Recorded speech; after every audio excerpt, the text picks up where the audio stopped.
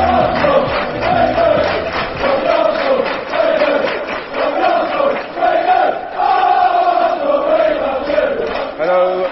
evening and welcome to another edition of the Arsenal Fan TV podcast. I'm your host Giles, back from a 2-week break. A lot's been going on since. We've had the Palace game, we've had the first leg of the Besiktas game, and yesterday's 2-2 draw against Everton. Joining me to discuss the machinations of yesterday's game is Akil. Good evening, Akil. How are you? Hello. Very well, thank you. Good man, good man. We've got Judd over in the US. Judd, how are you, mate? I'm great. Thanks for having me. Good man, and a special guest, we've got Tim Payton. Good evening, Tim. Good evening. Good man. Let's crack on. Yesterday's game, creditable 2-2 draw, lucky, could have won it, who knows. I'm going to start with you. Axe, what was your reflections on the game? Well, when you're 2-0 down with 10 minutes to go and you get a draw, you probably should be happy about it. I think as fans we certainly were. I think we sort of got away with it a little bit. I thought we played well in patches in terms of it. In midfield, I thought we knocked it around well. Didn't really create enough, certainly not in the first half. I think when Olivier Giroud came on, we just had something to aim at a little bit, and he probably could have scored a hat-trick in the space of about 10 minutes. But I mean, I don't think Giroud will ever score a hat-trick. But I thought we got away with it a little bit. I think we had two obviously players who came straight into the lineup who hadn't played a game since the World Cup final, so we had to carry them a little bit near the end. But it's a game where we lost last season, so I think we should look at the positives. Okay, Judd. No, I agree. I think after having lost 3-0 there last year, you got to look at it at the bright side. And 10 minutes to go, down 2 goals, you never would have thought we'd get any points out of it, and we wound up leaving with 1. The performance left a lot to be desired, but when you can put in a subpar performance and still get a result, I guess you can't really complain too much.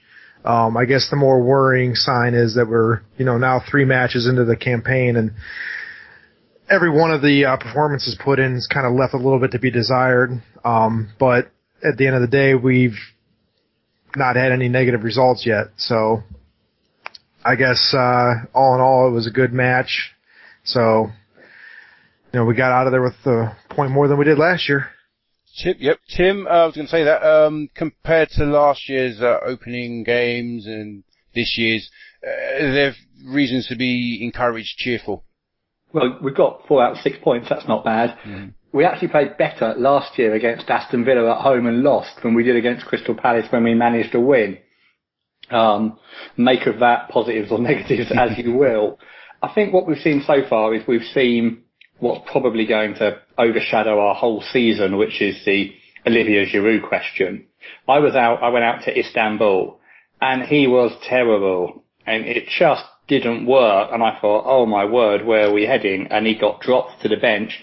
But when he came on, he changed the game. He changed the game, and Arsenal's system at the moment, if you don't have what you might call the target man or the number 9 in the lineup and one who can play a bit, we just don't function. So it's all about Olivier Giroud, and if we don't sign somebody else for that position, and the backup is Sanogo, and I don't believe it works when you move Sanchez across, not the formation we play, our season will basically be how much he stays fit, and does he hit more than miss when he stays fit. And I think it's quite scary that we look at a season like that, but the 7 days of the transfer window, and I think it probably will. Axe, do you agree with Tim's assessment of the up-front situation? Yeah, I mean, I remember last year in sort of the semi-final when Sanogo started, and people were sort of saying perhaps play Podolski up there, or but it was the system. The system is for a front man, a number 9, to hold the ball up, and then your runners from out wide, your Ramseys, your Chamberlains, your Walcotts when he's back, Sanchez now, they're the ones who are meant to push on. So I think I think we can get away with it maybe at home against the so-called lesser teams, but certainly away from home, you need a player like Giroud, because I think Sanogo's just too raw. I mean, Sanogo needs games. My ideal in the summer when asked would have been send Sanogo on loan, bring someone in to play, when Giroud can't, or to compete with Giroud, but let Sanogo have some games, because I think like Carl Jenkinson, I think he needs him. Judd, there seemed to be a clamour for Sanchez to start up front yesterday's game. Mm-hmm. Giroud wasn't obviously evidently match fit.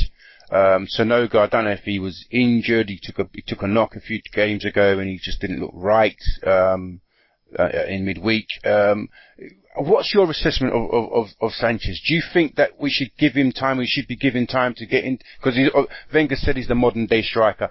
Do you think that we should give him time to sort of get used to that position, find a formation that fits with his style of play, or do you think that we should, keep him on the wing, use Giroud centrally, and sort of stick with the formation that obviously, as Tim and Akil said, is sort of formulated or made for a target man? No, I agree with their assessment of the way that the formation's set and the way that we play is, more suited to having that target man in the middle. And I think right now with our, health situation on the wings and who we've got available, maybe it's better to have him starting outside as he gets used to playing with these players. And, he's the type of player that if he's playing more centrally, he's playing off of the midfield more than, Giroud's playing as somebody that's bringing the midfield into the game. And it would take a lot of work, I think, to have that type of change up front, to basically a completely different style of striker. And, you're asking for more than just him to adjust to the team, but the team to adjust to Sanchez up front. And I think that could really slow things down for a while. And, I think right now, as long as Giroud's available, we use him in the middle. I know after this weekend, there's a question with his ankle. It looked like he got a pretty good knock there. And when do we play again? Tuesday? Yeah, so, Wednesday. Wednesday, sorry.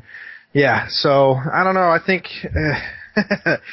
maybe it's a good thing that we haven't sold Podolski yet. I don't know. I mean, for now, I think it's probably better to use Sanchez on the wing. I think he's more, his play style and our formation suits him better there. You won't see Podolski in an Arsenal shirt again. No? I would be 99% certain. I mean, I've been saying all summer that he's going. He was being offered around in June. One of the reasons why I said we needed 7 to come in, you could have actually said it was more like a net free, talking about 7, because I was allowing for Fabianski, Sanya, Vermaelen and Podolski to go, despite the fact that loads of people were telling me I was an idiot. But why would Arsene get rid of Vermaelen? Why would Arsene get rid of Podolski? Well, you are an idiot, to be fair. Kidding. That was correct.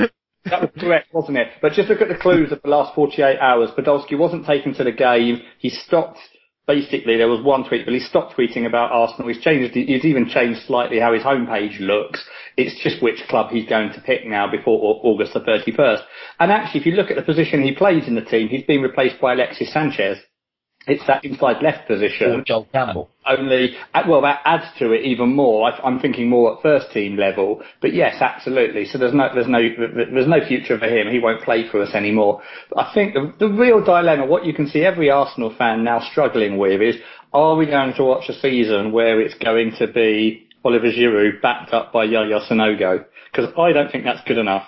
I don't think that's good enough to qualify for the Champions League, but it's not good enough to be champions or go into the final rounds of the European Champions League. So I meant win the Premier League as well. And a club of Arsenal's stature, a club that has, as we speak now, £150 million in cash reserves, can't use all of them, but can probably use 70 million of that 150 now.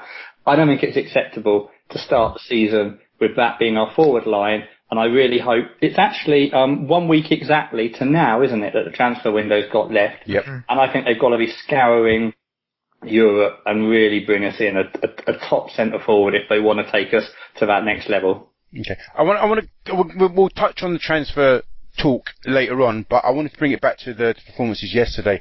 Koscielny was left on the bench yesterday.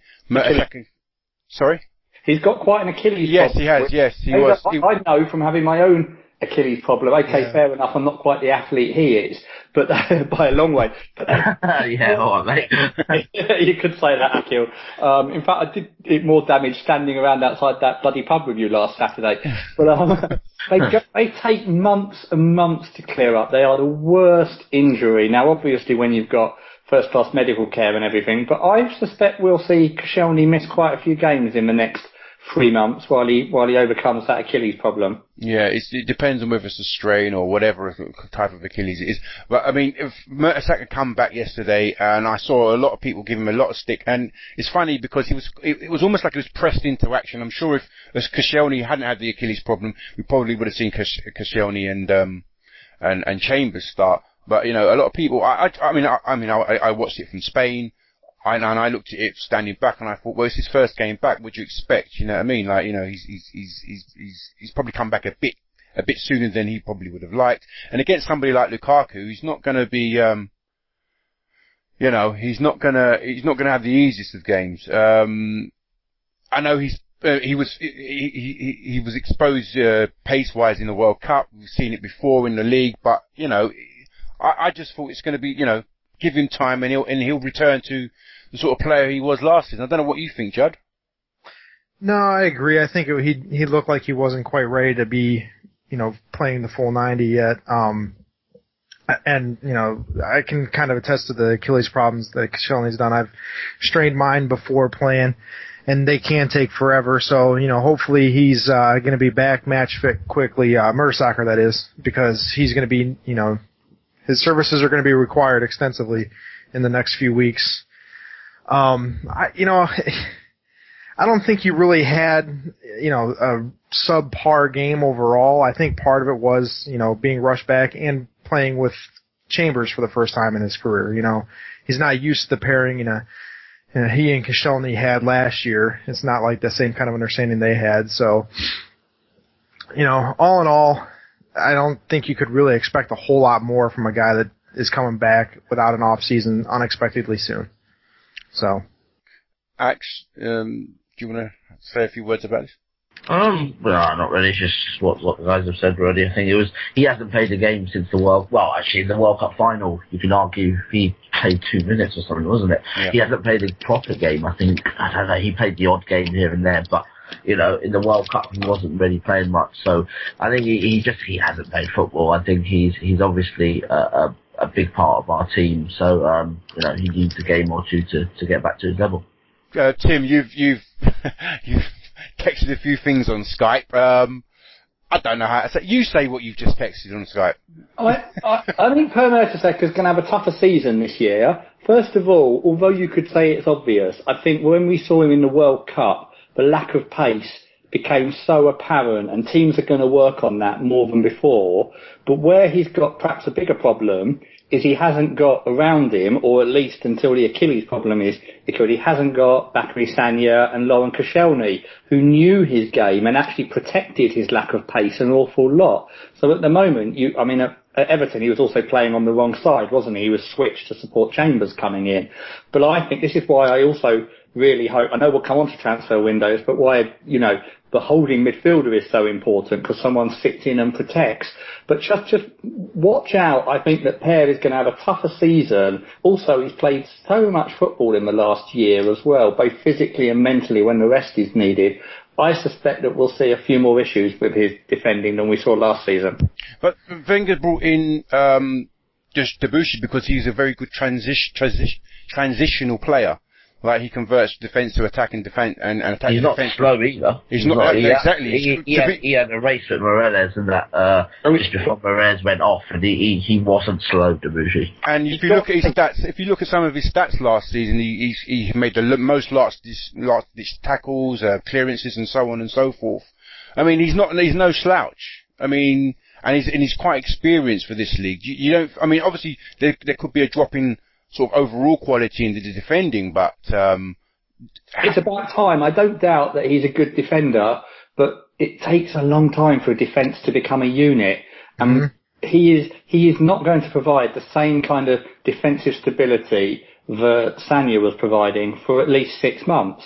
It takes longer in defence and attack. Yeah. It takes time to gel. I'm not criticising. I think given that Sagna left, that was as good a signing as we could have done. Premier League ready, experienced, come straight in, got the pace. Good signing, but that cohesiveness with the other defenders will take time, and I'm just saying, watch out over the next few weeks for, you know, how well we cover, and we need to put more protection in front of a defence for that reason, and I didn't particularly see an awareness of that in the Everton game.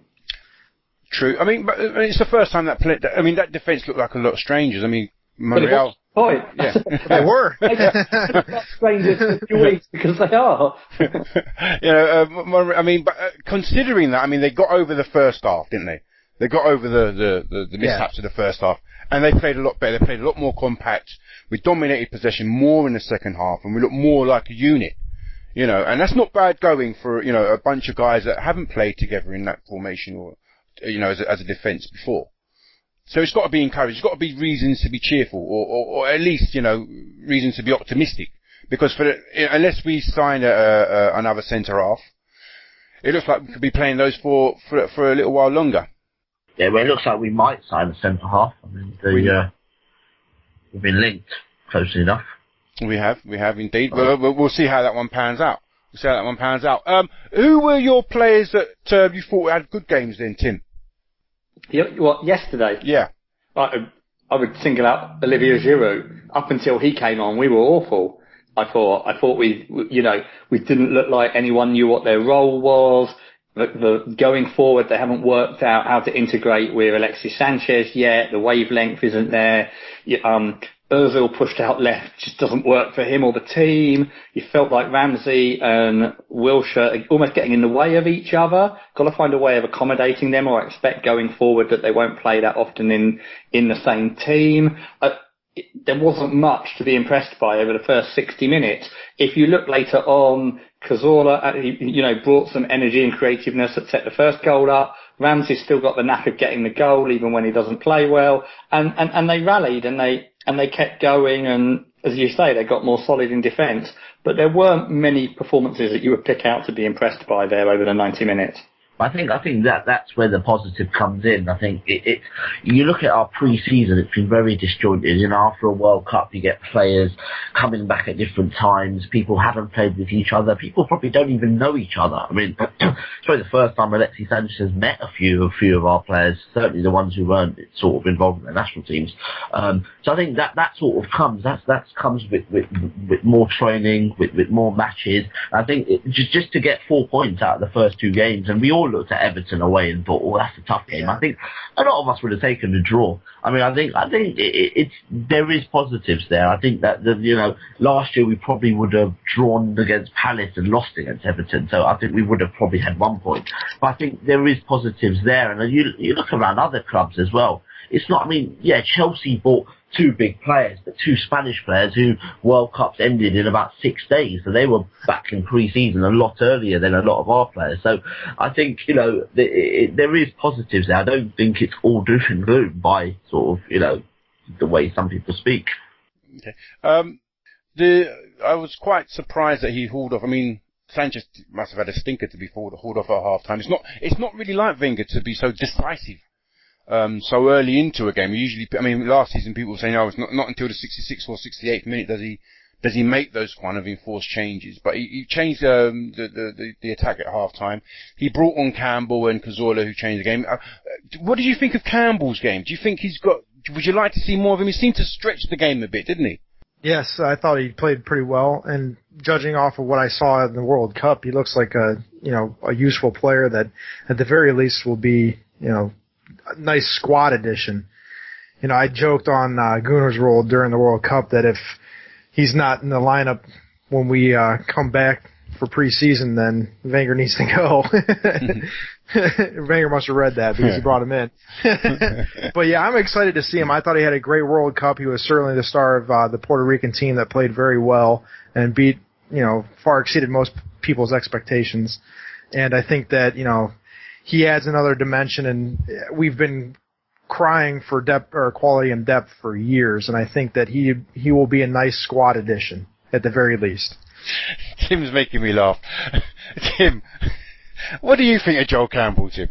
Well, I was out of the World Cup, and I watched him really carefully in the game against England because there's nothing else worth watching, although we're already knocked out. That useless.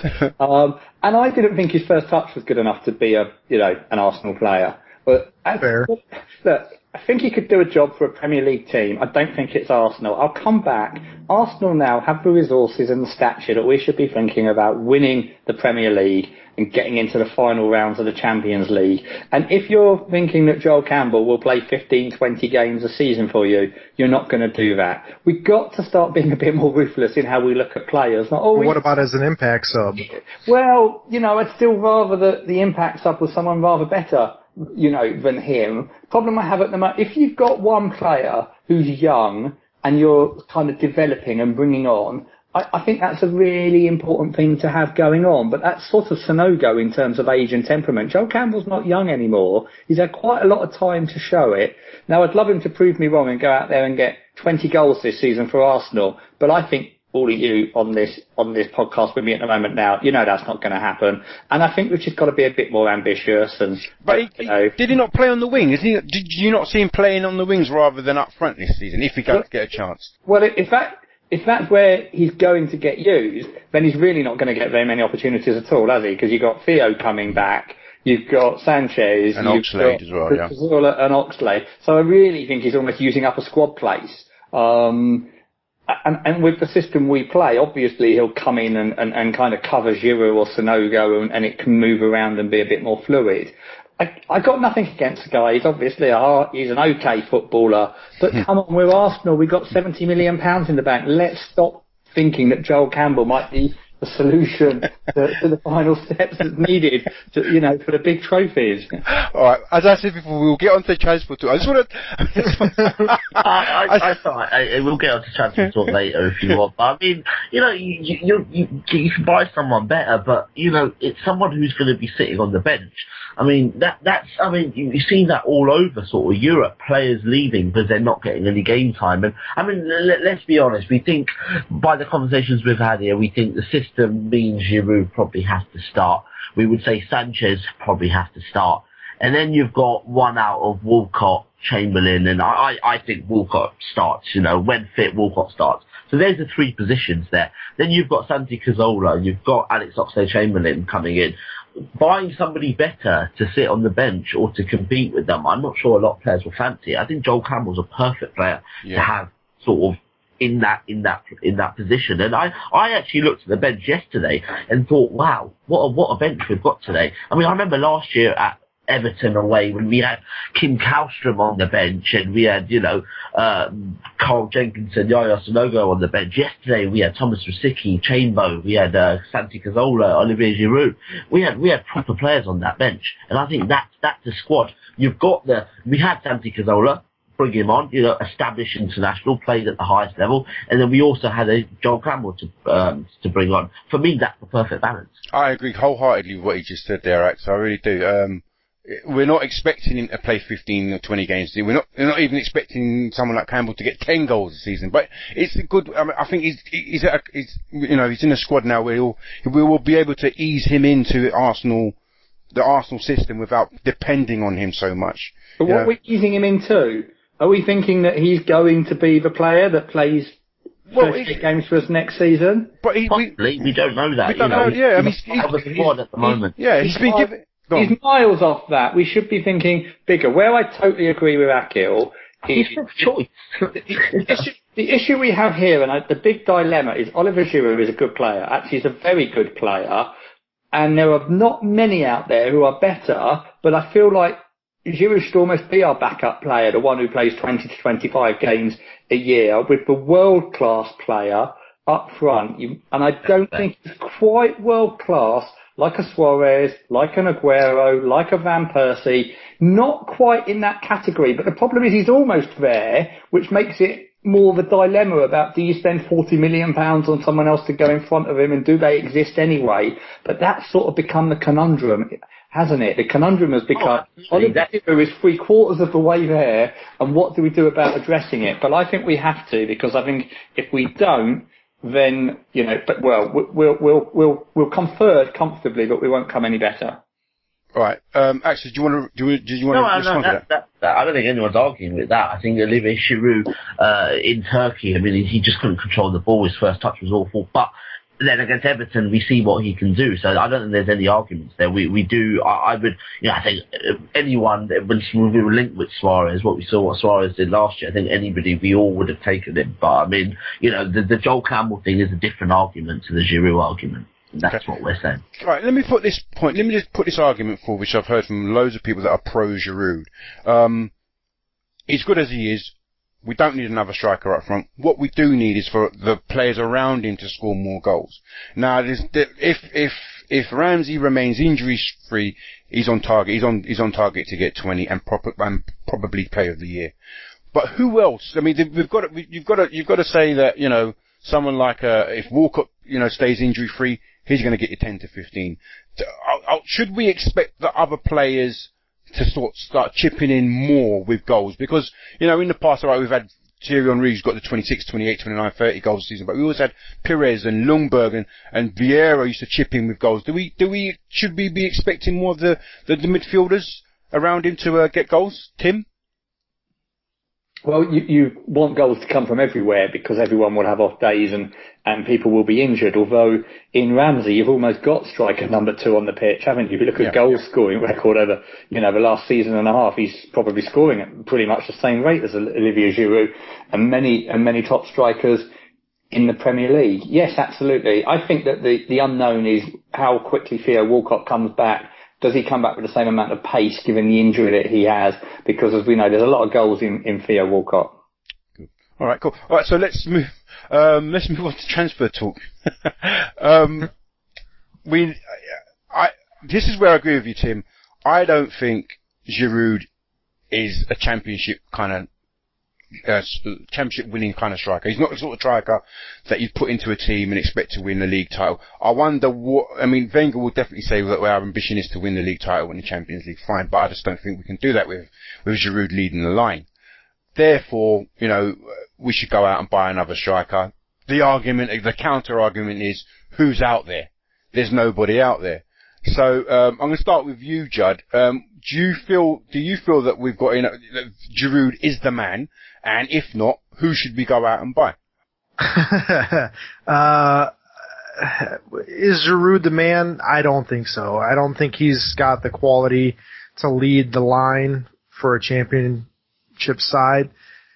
But, honestly, like you said, who else is out there? I don't think I can answer that. And, we've seen the names tossed around, like Cavani and Higuain, last year, and I'm not really 100% convinced either of those guys are. I think, the true elite strikers aren't available, and they're certainly not available now that the season started and we're a week away from the end of the transfer window. I think one of the bigger problems we have is the fact that right now our options in the middle are Giroud and Sanogo, and then nobody else really fits the system that we're playing. And if Giroud goes down, Sanogo's left a lot to be desired in his performances for his entire Arsenal career, really. I mean, and then we're stuck with him for a long stretch of time. I could see us falling out of fourth if that were to happen.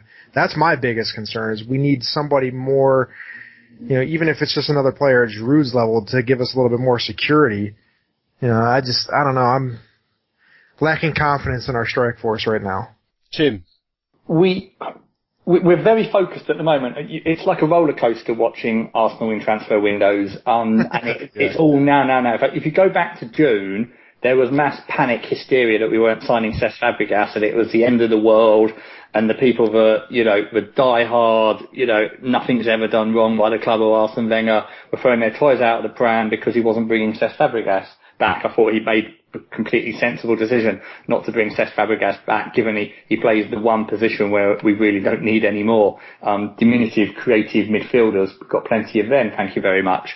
But look at the low then. Then when Alexis Sanchez was signed, it went far too happy clappy. You thought we'd actually won the title, and might as well not bother with the season. We were going to win everything, and people, I think, because we've made a good signing at that period, forgot to look at actually what we needed overall in the squad. which was to particularly add the holding midfielder. I call him the holding midfielder, the defensive midfielder. I think those terms are overdone. I think the thing that's most important for me, a midfielder who's perhaps like more than 6 foot tall, a midfielder who carries a bit of weight with him, a midfielder who can get stuck in, because we just don't have it. It's too small. Hasn't got the physical presence that's needed to power through big Premier League games. And then a centre forward and also a centre back. We knew Vermaelen was going. Vermaelen was going from March, April when he informed the club, and we picked up a very, very good, promising youngster. But you look how thin our defence is at the moment. If one of our central defenders had got injured yesterday, what was going to go on? I can only assume that Flamini was going to end up playing in the back four. Because we are so light in those positions, because we've quickly adjusted to watching Chambers play in central defence, but that's kind of shown that we haven't got any backup if anything happens to Debussy. We need more numbers in that defence, and I'm sure that's the place where a signing definitely will come in the next 7 days. It will be a central defender. What's interesting is, will it be an older pro, kind of on the way down, happy to sit there? Silvestre kind of signing. Well, Silvestre, Schilacci type signing. Oh dear, dread. It fills me with dread. But maybe someone like that who's a little bit better. But it's quite hard to find someone in that role, the kind of 28 to 31-year-old who doesn't play often, but when they comes in is ready to go. Or do you go for the youngster, who's happier with the role, learning, but then maybe you have to deal with the inexperience when they come in. But that's the position that's got to be settled. But let's look at the transfer window in the round. It is difficult, and we've got to improve in the positions we can. There aren't many strikers out there, but Chelsea got one at 32 million. Why weren't we rivaling for that one? There's a couple over with the French clubs at the moment that might be possible. And of course, I'll still come back to it, but the big mistake was only going in half-heartedly for Suarez last summer when we should have gone far bigger and far harder. But 7 days to go, still time to sort the transfer window out. Axe. You are pro Wenger. You trust in him implicitly. What's your view? I back the manager, but I think a centre back will come in. I mean, we've been linked with the Olympiacos, haven't we? Quite heavily, and a lot of sort of journalists were quite sure that would happen. So I think Wenger said it a few times in press conferences. We are short there. Yesterday we had Hector Bellerin on the bench as our sort of backup. So. I think certainly someone will come in there. The other position, it would be, I think, it's a tough one. A holding midfielder or what Tim said, that sort of bit of presence in there. Someone who's going to basically protect the back four. I think Mertesacker and Koscielny, are good players individually. I think they play well together. But I think with a bit of protection in front of them, they can be absolutely magnificent. So I think somebody who can play there will be a great signing. Someone maybe can play there and can cover as a centre back would be a great signing. Do I think that will happen? I'm not sure. When you give your captaincy to the player who currently plays there, it sort of means that you probably won't sign someone there. But I don't know. Those two positions, I would say. And then, someone to play in Giroud's position at even Giroud's sort of level, Whether there are players out there, I don't know. That's sort of not my job. I don't know football enough. I don't know it as well as our scouts. So, at the start of the summer, if someone had said a sort of Mario Mandzukic, who isn't going to excite you as much as Alexis Sanchez, but then, you think that he can sort of do the job. He can do that ugly bit. He can hold the ball up. Or that someone like that actually might have been a good signing. I liked him. He's a bit nasty as well. I'm not sure he's a great player. I'm not sure he's much more of an upgrade on Giroud. But, in the system, it could have worked. But then, I would also like to see Sanchez up there. I would like to think we're not going to just give him 45 minutes and that's it forever. When he's fully fit, it would be good to see him out there, 'cause he's quite a strong lad. Obviously, the system doesn't quite fit him, but then it'll be still good to see him up there, just to see, what else can be done. I'm sure they've done that on the training ground. I'm sure they're working on it. But those two positions. Indeed, I agree. With the Sanchez thing, it's going to take time for him to understand the system and and the players to understand how he plays. Wenger said he's the modern day striker. So, you've got to think that at some point in the future, he's going to get round to accommodating him in that role in a more permanent basis. The other thing with him would be, he would the defences would take a step back because they know if Sanchez gets in behind you, he's through, where Giroud won't, so they can squeeze up in a bit more, which gives them I think he's... Go ahead, Judd, what was that? I was just saying, yesterday he made a few dangerous runs you could barely see off the camera from the TV, but he was making some pretty dangerous runs that, we didn't take advantage of. Yeah, and give the midfield more space as well. And I think, absolutely. I think playing with teams like Barcelona, he's going to be used. He'll be used to teams dropping off and not playing the high line. It's just the way. I think it's just going to take time, and I'm sure if we don't buy a striker, that he'll come good, just like Thierry Henry came good. In the end. I want to go on to listeners' questions. This kind of rings true with the topic of discussion we're following right now. First question comes from Puma Freak 100. He says, "How come Arsene Wenger buys talented players with no idea how to use them?" Hashtag Poldi Arshavin Ozil.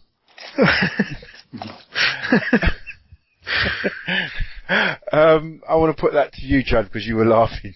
He's got a bit of an agenda behind that question, doesn't he? I don't know if, I think part of the problem is the perception of the fans because, we haven't had those huge marquee signings in a long time. And people expect these players to come into the squad and immediately just set the league ablaze. I joked after the Community Shield, I thought that Sanchez actually played pretty well, especially considering it was his first match with the club. And then I, go online and people are slating him left and right asking if we kept the receipt. And I'm thinking, did they watch the same game that I did? I mean, what they expect him to do? Dribble around 6 people, score, 4 goals? I mean, come on. I don't think that he buys players not knowing how to use them. I think he buys players and they need time to adjust to the squad. And I think that people are sometimes unfairly critical when they assess their performances. Everybody says that Ozil's season, was a failure last year or not quite what it should have been. I say give him another year. I think he'd played well enough to at least earn that right. I think he's kind of gotten off to a slow start this year, but, give him some time, especially, Sanchez. Yeah. Okay. We'll see. Okay, cool. Tim, question to you. How come Wenger buy talented players with no ideas how to use them? Well, I think he does know exactly how to use players. What he doesn't always know is what he's getting. And a couple of those players mentioned are Arshavin and Podolski. The problem is they don't move around enough, basically. They're lazy. And in the Premier League now, you can't carry. Everybody has got to put in for shift. The change in formation means that, you have to track back. You have to protect your fullback, particularly in the system that we use. And that, you just didn't see enough work rate from either of them. Whether you do more checks on them, but I don't think you're never really certain what you're going to get until they're out there week in, week out and what's going on. Actually, in the last 2-3 seasons, Arsenal have really picked up their transfer activity. It's really improved. You go back sort of between 5 and 3 years ago, there were some shocking signings and shocking promotions of youth talent, but actually they've got much more solid now. And he's stopped buying younger players and started buying, experienced pros. There's been only one of the last 2 years that's come in at a young age. And I think his transfer business has become a lot more solid. What I'd like to see, though, is for him to become braver and start, using the resources he's got and signing a couple more 30-35 million pound players so we've got a team that can really compete. But I think we'll come back to that in the next question. Cool. All right. Next question is, I'm going to give this to you, both Tim and Akko. It's a 2-pronged question. It's from @ArsenalBen9. It's, how will you feel if Lucas Podolski leaves? Is it a big loss? And also, secondly, we've got another question from @Akib Elias, and he says, does Podolski's likely departure signal someone like Marco Reus coming in? So, Tim. Zero chance of Marco Reus coming in, unfortunately. No, I won't miss him too much. I think maybe we should give him the job as Arsenal's social media director. Because he's very good at that. But I just don't think he put the work rate in. He was clearly going to sit on the bench and not be happy. But like all of these things, a bit like when I said I was totally not fussed about Cesc Fabregas not coming back, but because I kind of assumed that those resources would be used for a position we needed more. It's the same if Podolski goes and they're looking for about £10 million for him and they'll take about £90,000 off the wage bill. That's a real opportunity to go out and get someone better in his type of position or in one of the other positions. So I'll always caveat it. Yes, I'm fine for Podolski to go, but not if the money sits in the bloody bank for another year. Akil. It's a tough one because I think he still gives you goals, he gives you a bit of depth. So, I mean, ideally you want your players all to stay because, I mean, he does, Arsene Wenger said he's the best finisher sort of at the club, and you want your best finisher to stay, but business sense, 90 grand, 100 grand he's on to sit on the bench. I mean, it's a lot of money. I mean, yesterday he didn't even get on the bench on Saturday. So he wasn't even in the country. It's a tough one.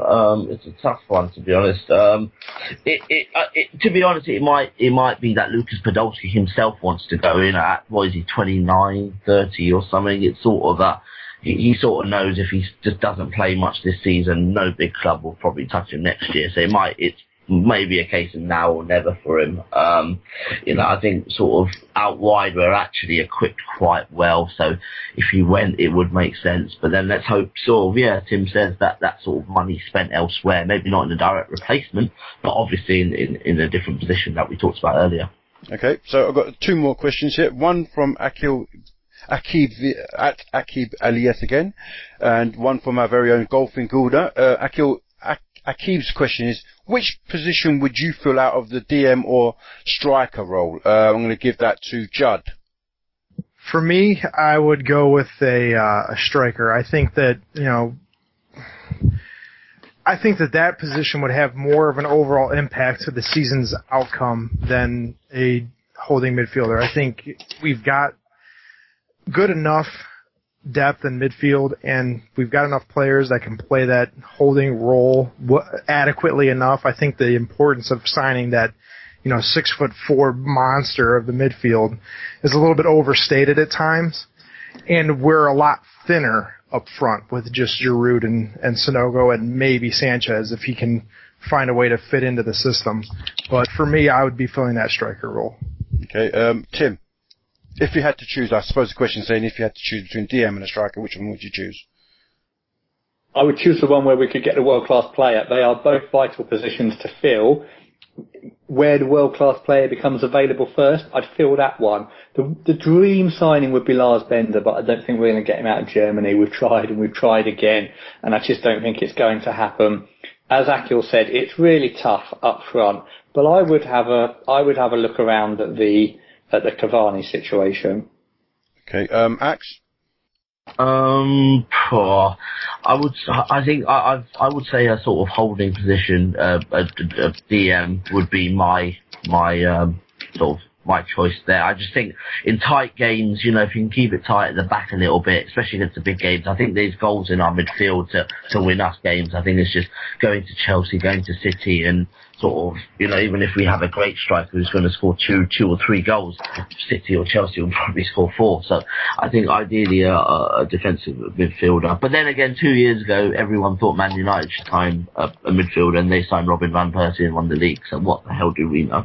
Very true. Okay, the last question is from Arsenal OB. Arsenal OB1, and he asked, how bad would it be if we didn't qualify for the Champions League? Akil. Very bad.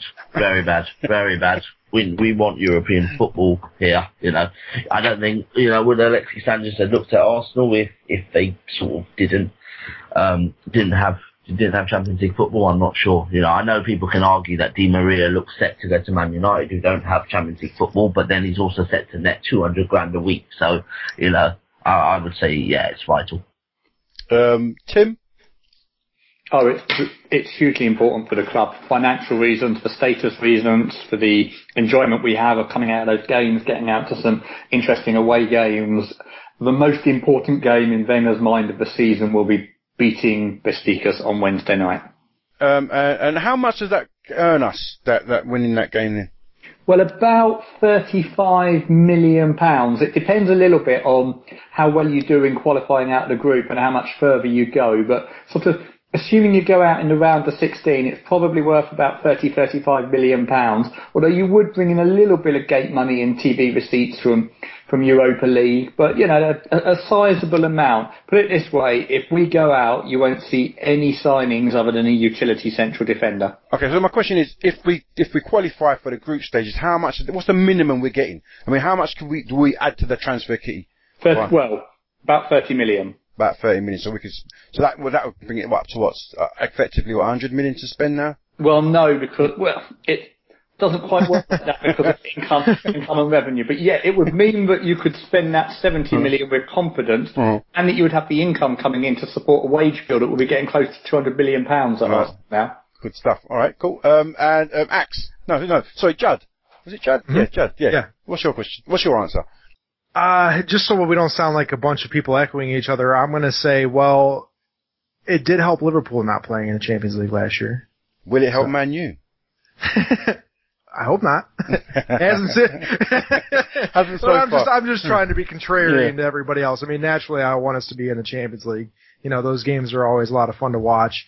And then, you know, obviously it's going to help us, you know, attract players the following year. You know, I don't think that if we fail to qualify this week that it's going to really impact our chances of qualifying next year, obviously. But, you know, as Tim was saying, the financial benefit of being in the Champions League is, you know, huge. So naturally, yeah, I think it would be a massive loss if we weren't to qualify. Cool. All right. That brings a close to that section of the program. I want to go on now to the fan share issue, Tim and Akil. Can you shed any more light on what's been going on recently, or what's going to happen in the future, Tim, now, as with fan share? Yeah, anyone who wants to read the thorough explanation, I urge them to go to the ArsenalFanshare.com website page where the full explanation is up on the front page. But basically, the scheme is likely to close, and there are a couple of reasons that have brought it to that situation. Firstly, there just aren't enough shares left in circulation to keep buying them and marketing the scheme to bring more people in and buy new shares. That's because there was a takeover by Kroenke where he bought most of them up, and then Usmanov kept hold of his share and grew that to 30%. And despite repeated requests by the fan share scheme, Stan Kroenke has refused any idea of increasing the number of shares, which is a real shame, because if you do a placement of shares to the fan share scheme, that's where the club create a few new shares and place them so that only Arsenal fan share can buy them. The money that we would have been buying shares with would have actually gone into Arsenal Football Club rather than the pockets of other shareholders as we bought them and made the club stronger and put financial resources in. At the same time, the scheme doesn't have the resources to self-sustain itself anymore because we're not buying enough shares, attracting enough members, and the 2% fee that people pay on contributions isn't enough to cover running the fund. And the initial support that was given by Arsenal Football Club by Danny Fisman and the board before the takeover, that has run its course, and Stan Kroenke has decided that he doesn't want to carry on with that support. So it's a great shame because it's a wonderful concept of supporters sharing in Arsenal, joining together to buy more shares, plurality and custodianship, and it's sadly coming to an end. But we're having to go through a process of trying to find new purchasers for the shares in the scheme so that all the people that have invested in effect, we sell their units and return the funds to them, or those people, if they're lucky enough to have the resources, they can top up their holdings to a full share and take that full share for themselves. Axe, what did you want to say about the fan share? Tim's backed it up. I think it's a real shame. I think, there's lots of members of the fan share. I mean, Tim can probably tell you exactly how many numbers there are, but, it was something I thought our club was sort of taking the lead, or our fans at least were taking the lead in something very, very special. So I think it's such a shame. I think it's also the sort of events Arsenal do put on for fans, you know, that I've talked to a lot of people from other clubs and other sports trusts even who don't get the access that we get, you know, to AGMs and stuff, and the fan shares play such a big part of that because that effectively gets people there. Without the fan share, it probably won't. So it's a real shame. I think, you know, the sort of fan share board have done really well up to date, and I think it's just, you know, one of those things. But I know they've sort of tried their hardest to keep it going. Okay, cool. All right, so you can find out more about that in the fan share page, Tim. Is that right? That's right, on the front page of the Arsenal fan share.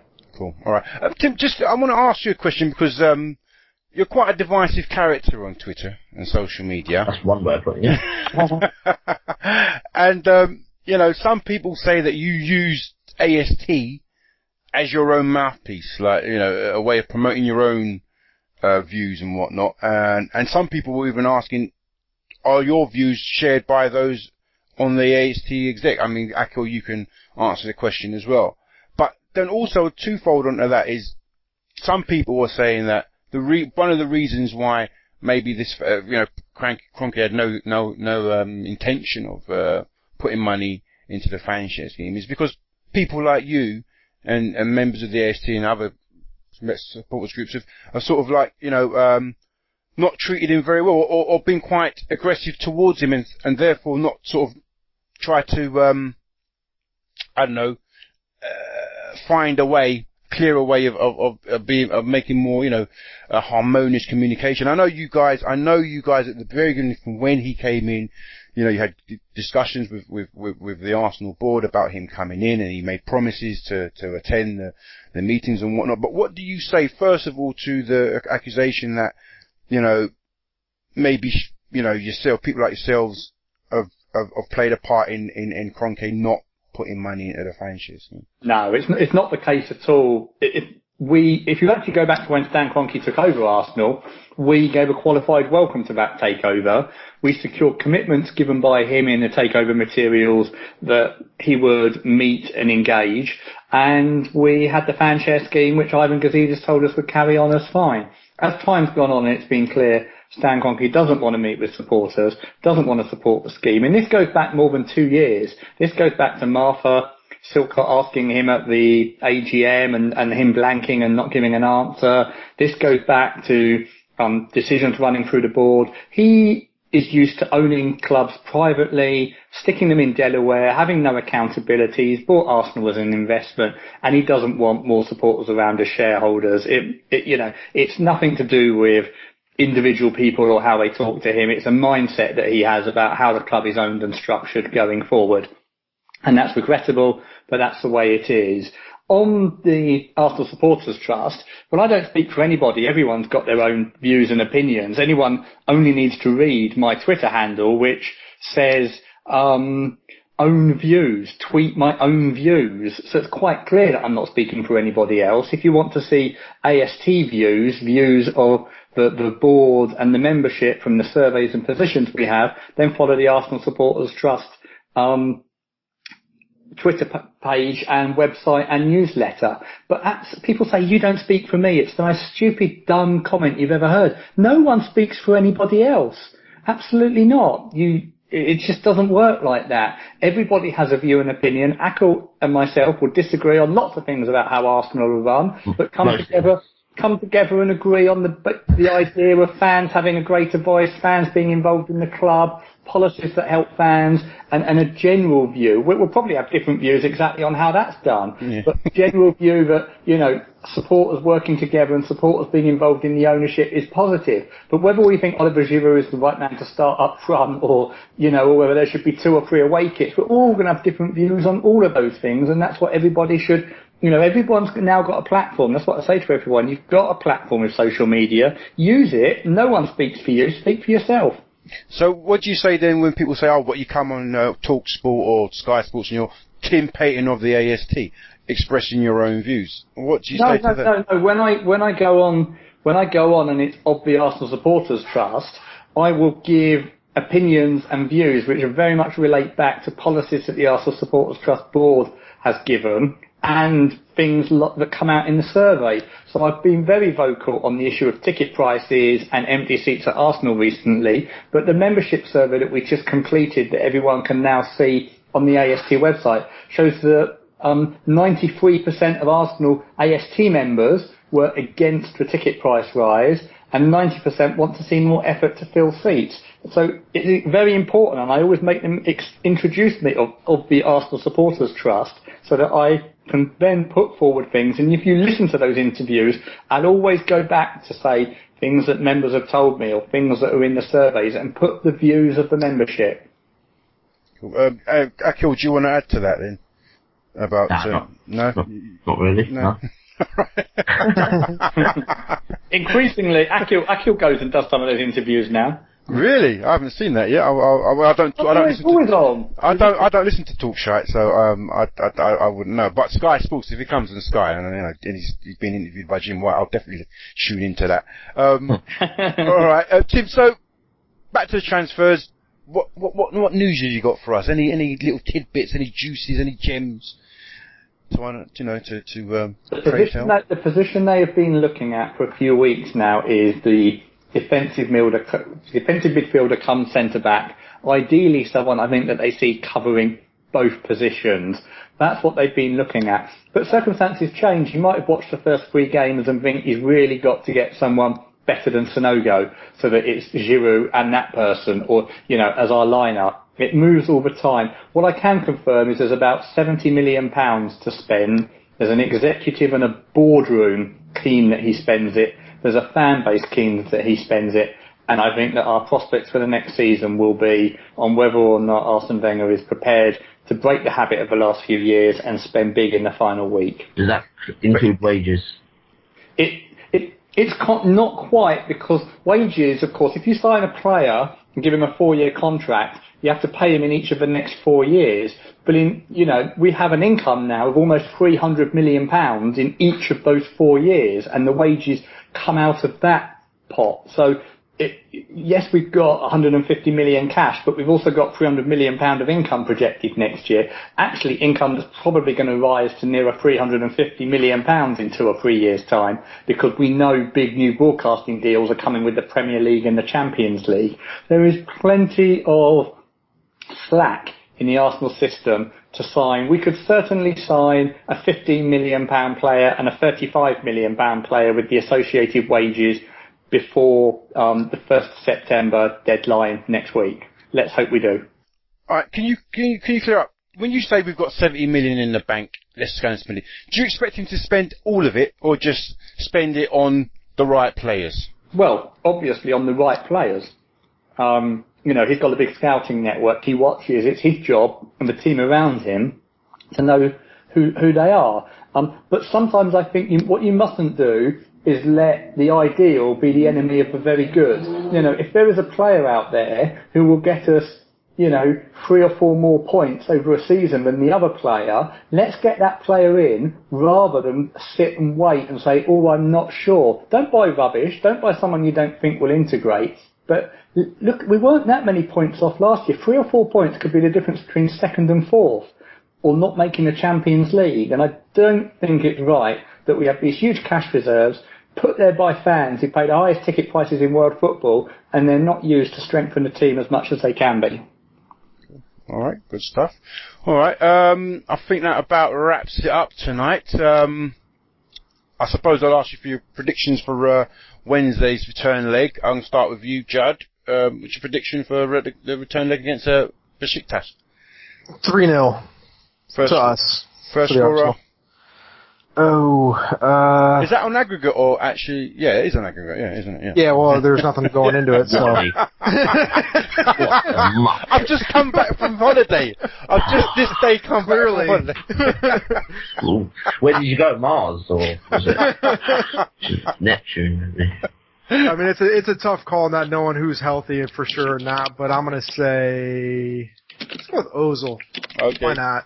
Cool. All right, Tim. Sorry, I missed that.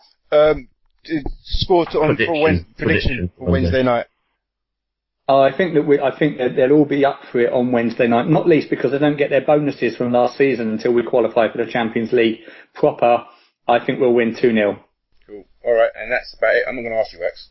What? Only joking. Go on, what's your prediction? I think it'll be a totally different game to what we see in Turkey. I can see it being about 4-0, and that's on aggregate, Charles, just to clear that one up. I know sort of numbers and stuff, it's not your strong point. It's a 4-0 on aggregate. That means the 0-0 is added onto the 4-0. Yeah. And first goal scorer, I don't know why, I'm going to say Jack Wilshere. Jack Wilshere, good man. I'm not even sure he'll... No, he will play, won't he? Ramsey's out. Yeah, Jack Wilshere. Yeah. Good stuff. All right, so that's been the first, second ever AFTV podcast of the season. You can count that high. I'm jet lagged, I'm tired. Jeez, about 10 games in, we are going to be screwed. I want to go back to Spain, Andalusia, Costa del Sol, get me sangria on. I want to thank Tim Clayton for coming on. Thanks, Tim. Thanks, guys. And the regulars, Akil and Judd. Cheers. All right. Speak to you guys again soon.